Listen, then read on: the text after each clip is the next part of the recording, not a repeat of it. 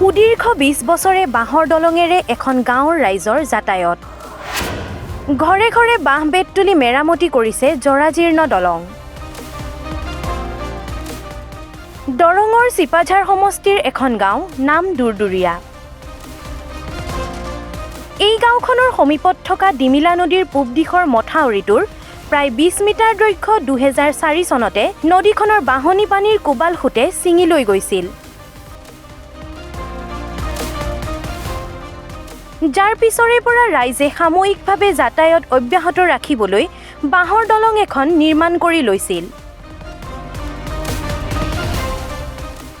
দুৰদুৰীয়া অঞ্চলৰ ৰাইজে বাঁহৰ দলঙেৰে আজিও যাতায়াত কৰিবলগীয়া হোৱাটো দুৰ্ভাগ্যজনকেই নহয়, বৰং লাজৰো কথা।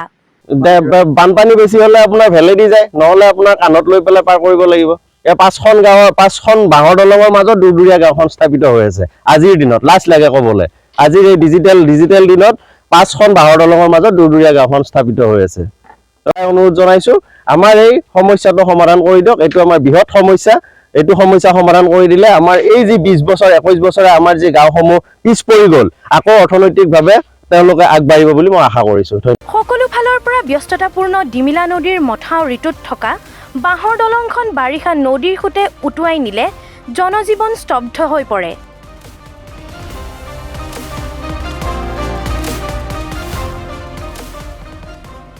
মাহ মাহ ধৰি বিদ্যালয়ত যোৱা বন্ধ হৈ পৰে ছাত্ৰ-ছাত্ৰীসকলৰ। পৰিতাপৰ বিষয় যে আজি ২০ বছৰে অঞ্চলটোৰ ৰাইজে চৰকাৰৰ বিভাগৰ লগতে জনপ্ৰতিনিধিসকলকো বানত ছিগা মথাউৰিৰ অংশখিনি মেৰামতি কৰাৰ বাবে বাৰম্বাৰ অনুৰোধ জনাই আহিছে।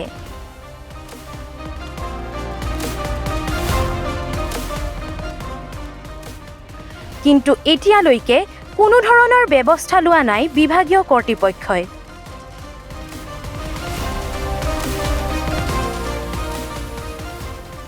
বছৰৰ পিছত বছৰ ধৰি দুৰদুৰীয়াকে ধৰি ৫খনকৈ অধিক গাঁৱৰ কৃষক ৰাইজে শালি ধানৰ খেতি কৰিব নোৱাৰি দুৰ্ভিক্ষৰ কবলত পৰিবলগীয়া হৈছে।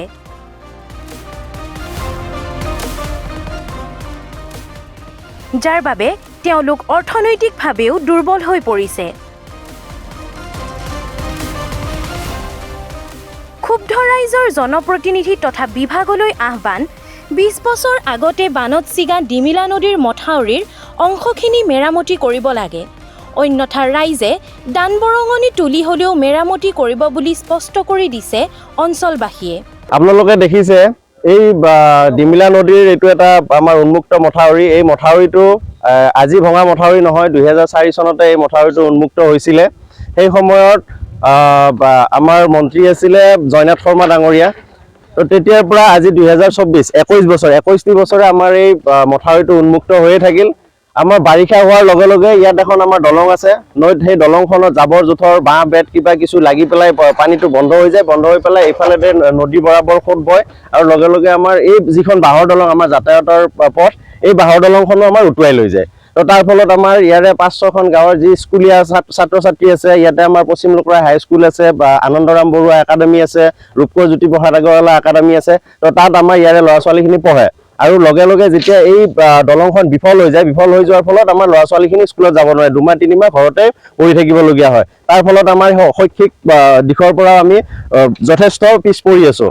আৰু এই ২১টা বছৰে আমি ক'ত নগ'লোঁ, চবতে গৈছোঁ। আমি বিভাগীয় কৰ্তৃপক্ষ হওক, DC অফিচ হওক, চক্ৰ বিষয়া অফিচ হওক, পঞ্চায়ত, ব্লক, সকলোতে আমি গৈছোঁ। সকলোকে আমি আবেদন নিবেদন কৰিছোঁ, সকলোকে আমি অৱগত কৰিছোঁ, কিন্তু কাৰো পৰা আমি একো পোৱা নাই, সহায় পোৱা নাই।